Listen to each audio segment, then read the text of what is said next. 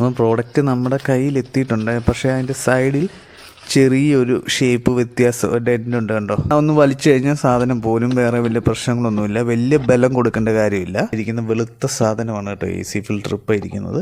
അത് നമുക്കൊന്ന് എടുത്ത് നോക്കാം. അതിലുണ്ട് കേട്ടോ, നല്ല പൊടിയുണ്ട്. അത് മാറേണ്ട സമയം ആക്ച്വലി കഴിഞ്ഞിട്ടുണ്ട് കണ്ടില്ലേ.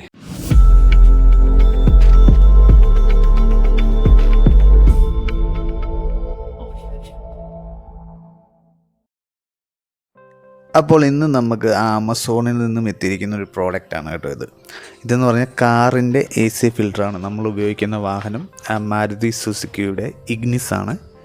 അപ്പോൾ ലാസ്റ്റ് കഴിഞ്ഞ 2 സർവീസിലും നമ്മൾ AC ഫിൽറ്റർ ക്ലീൻ ചെയ്താണ് ഇട്ടത്, റീപ്ലേസ് ചെയ്തില്ല. അപ്പോൾ ഈ ഏകദേശം 20,000 കിലോമീറ്ററിലോളം വണ്ടി എടുക്കുന്നത്.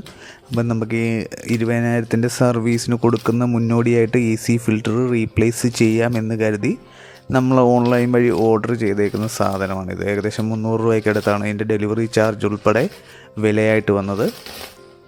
അപ്പം പ്രോഡക്റ്റ് നമ്മുടെ കയ്യിലെത്തിയിട്ടുണ്ട്. പക്ഷേ അതിൻ്റെ സൈഡിൽ ചെറിയൊരു ഷേപ്പ് വ്യത്യാസം ഡെൻ്റുണ്ട് കണ്ടോ. ആ ഭാഗത്ത് ഒരു വളവുണ്ട്. ഭയങ്കര സോഫ്റ്റ് മെറ്റീരിയലാണ് ഈ AC ഫിൽറ്റർ എന്ന് പറയുന്നത്. അതുപോലെ തന്നെ ഇനിയും നമുക്ക് പഴയത് ക്ലീൻ ചെയ്തിടുക എന്ന് പറയുന്നത് കുറച്ച് ദുഷ്കരമാണ്. അപ്പോൾ അതിൻ്റെ കൂടെ ഒരു പേപ്പർ വന്നിട്ടുണ്ട് കണ്ടോ. Cash back offer up to 199 എന്നൊക്കെ പറഞ്ഞിട്ട്, അതായത് 5 സ്റ്റാർ റേറ്റിംഗ്, പോസിറ്റീവ് റിവ്യൂ ഇതൊക്കെ കൊടുക്കണമെന്നൊക്കെ പറഞ്ഞിട്ടാണ്. അപ്പോൾ അത് സ്കാൻ ചെയ്യേണ്ട QR കോഡ് അവർ തന്നിട്ടുണ്ട്. അപ്പോൾ ഇത്തരത്തിലുള്ള സെല്ലർമാരെയാണ് നമ്മൾ പേടിക്കേണ്ടത്. കാരണം ഇവർ കൃത്രിമമായിട്ട് 5 സ്റ്റാർ റേറ്റിംഗ്, അതായത് പോസിറ്റീവ് റിവ്യൂ ഉണ്ടാക്കാനായിട്ടിരിക്കുന്നവർ. അതെന്തെങ്കിലുമായിട്ട് നമുക്ക് ഏതായാലും AC ഫിൽറ്റർ എങ്ങനെയാണ് വണ്ടിയിലേക്ക് ഇൻസ്റ്റാൾ ചെയ്യുന്നതെന്ന് നോക്കാം. അപ്പോൾ ആദ്യം ഗ്ലൗ ബോക്സ് നമുക്ക് ഒന്ന് ഊരേണ്ടതായിട്ടുണ്ട്. അത് നമുക്ക് സൈഡിൽ ചെറിയൊരു പ്രഷർ കൊടുത്ത് ഒന്ന് വലിച്ചു കഴിഞ്ഞാൽ സാധനം പോലും വേറെ വലിയ പ്രശ്നങ്ങളൊന്നുമില്ല. വലിയ ബലം കൊടുക്കേണ്ട കാര്യമില്ല. കാരണം വലിയ ബലം കൊടുത്താൽ നമ്മുടെ മാരുതിയുടെ പ്ലാസ്റ്റിക് ക്വാളിറ്റിയൊക്കെ ഇപ്പം ചർച്ചാ വിഷയമാണല്ലോ. അത് കാരണം നമുക്ക് ഇത് സിമ്പിളായിട്ടൊന്ന് സൈഡിലൊന്ന് എന്താ പറയുക, ബലം കൊടുത്ത് ഒന്ന് താഴോട്ടാക്കി കഴിഞ്ഞാൽ അത് അഴിക്കാനായിട്ട് സാധിക്കും. കണ്ടില്ലേ, ഇതിപ്പം ഊരിയിട്ടുണ്ട്. ഊരിയില്ല, അത് നമുക്ക് അഴിക്കേണ്ട ഭാഗം അഴിച്ചിട്ടുണ്ട്. നമ്മുടെ AC ഫിൽറ്റർ ഇരിക്കുന്ന ഭാഗമാണത്. അപ്പോൾ അതിൻ്റെ അവിടെ ഒരു ചെറിയ മെക്കാനിസമാണ്. നമുക്ക് സിംഗിൾ ടാപ്പിൽ തന്നെ അല്ല ടച്ചിൽ തന്നെ അതിൻ്റെ കവർ ഊരിയെടുക്കാം. ഇരിക്കുന്ന വെളുത്ത സാധനമാണ് കേട്ടോ AC ഫിൽറ്റർ ഇപ്പോൾ ഇരിക്കുന്നത്. അത് നമുക്കൊന്ന് എടുത്ത് നോക്കാം. അത് 2 തവണ ക്ലീൻ ചെയ്തു. ഇനിയും ക്ലീൻ ചെയ്താൽ അത് നമ്മൾ ചീത്ത വിളിക്കുക, അങ്ങനത്തെ അവസ്ഥയിലാണ്. കറുത്ത കരിയോയിൽ പോലും പറ്റിയിരിക്കുന്ന പോലെയാണ്. കണ്ടോ, നമ്മൾ ആ കളർ വ്യത്യാസം കണ്ടോ, പുതിയതിൻ്റെയും പഴയതിൻ്റെയും.